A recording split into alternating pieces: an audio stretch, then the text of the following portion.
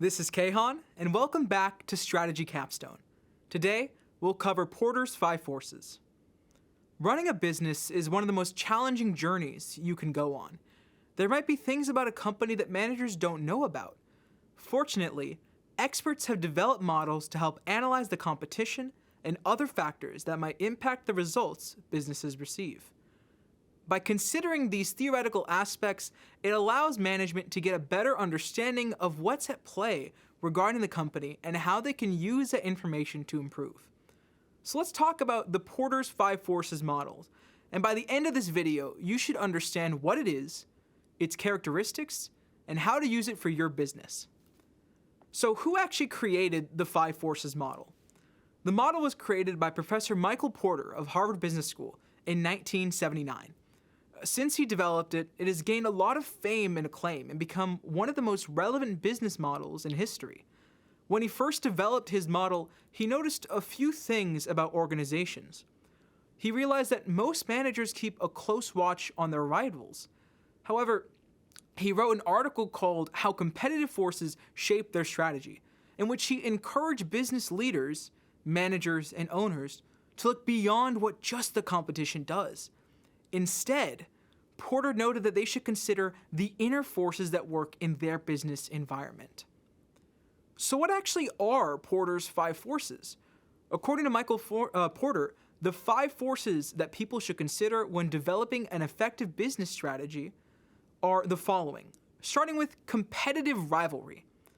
So when managers consider the first of the 5 forces, they must first closely examine the strength and number of competitors that they have around them.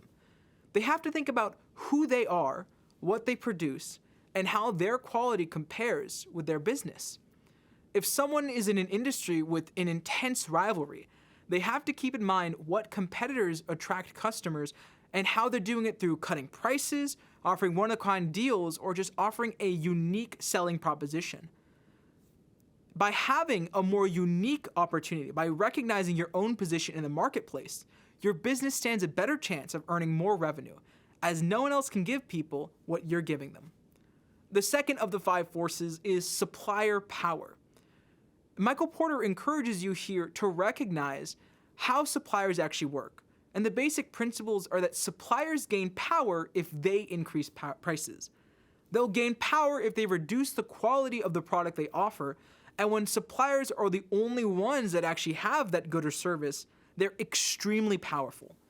Managers have to consider the costs of switching suppliers. When you take into account all of these previous points, it's important to gauge whether the suppliers you work with are allowing you to earn the profits that you were expecting. The more suppliers managers have to choose from, the better chances they'll have at being better in the competitive marketplace. You don't want to be forced into signing expensive contracts, so by recognizing the supply landscape, you can better shape your business. The third of the 5 forces is buyer power. And in this one, the heart of the issue is recognizing who you're actually selling to. You have to recognize the number of buyers available in the current industry. By doing this, you'll have a better sense of how to become profitable or if that's even an option. If, for example, the number of buyers is low compared to the number of competitors in the industry, then the buyer would have buyer power.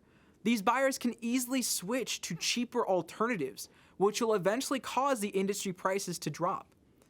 To deal with buyer power, owners and management have to consider the size of the prospective market, how much they're actually ordering, and what they believe it would cost to switch to one of their rival competitors. Now imagine someone deals with a small number of customers and also has to deal with a lot of competition. In that case, the buyers have all the power as they're able to switch between any of the different competitors to find the best price. Alternatively, if there are a ton of potential buyers and little to no competition, the buying power is at its limits. The fourth power proposed by Michael Porter is the threat of substitution, and it's one of the most essential factors that you have to keep in mind when building an effective business strategy. The threat of substitution consists of the possibility that your clients or potential buyers are finding a different way to get the product or service that someone is offering them. To put it differently, the threat of substitution appears when a new competitor comes in with a cheaper or more convenient option. In this example, we can see why this would put a manager's business at risk. It can also occur when clients can quickly switch to another alternative. Thus, the idea is to ensure that competitors won't be able to weaken a business's profitability by offering more advantageous options to customers. The final of the 5 forces is the threat of new entry.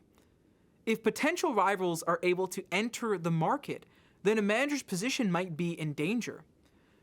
According to Michael Porter, this is actually the last force that one should consider, because the other 4 are much more adaptable and immediate. In order to deal with this threat of new competitors, you must think about how easy it would be for competitors to offer something similar to what you give your clients. Essentially, you're trying to measure the moat that you have. How difficult is it to actually enter this industry? By making adjustments to keep your business safe, you can help to limit the possibility that future competitors enter the market by establishing strong barriers. And that will allow you to actually earn more and more profits.